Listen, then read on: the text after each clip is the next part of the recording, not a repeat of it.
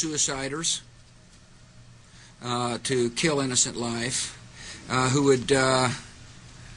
had relations with Zarqawi. Imagine what the world would be like with him in power. The idea is to try to help change the Middle East. Now look, part of the reason we went into Iraq was the main reason we went into Iraq at the time was we thought he had weapons of mass destruction. It turns out he didn't, but he had the capacity to make weapons of mass destruction. But I also talked about the human suffering in Iraq, and I also talked the need to advance a freedom agenda. And so my answer to your question is that imagine a world in which Saddam Hussein was there, stirring up even more trouble in a part of the world that had so much resentment and so much hatred that people came and killed 3,000 of our citizens. You know, I've heard this theory about, everything was just fine until we arrived, and then, kind of stir up the hornet's nest theory. It just doesn't hold water as far as I'm concerned.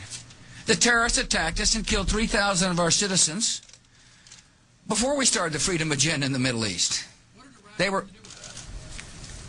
did Iraq have to do with what? The attack on the World Trade Center. Nothing, except for it's part of, and nobody's ever suggested in this administration that Saddam Hussein ordered the attack.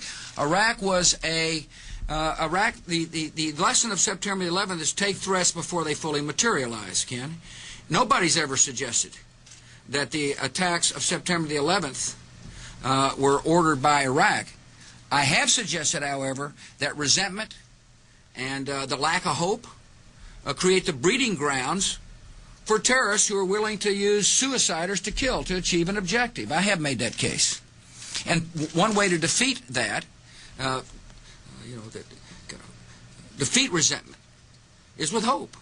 And the best way to do hope is through a form of government. Now, I said going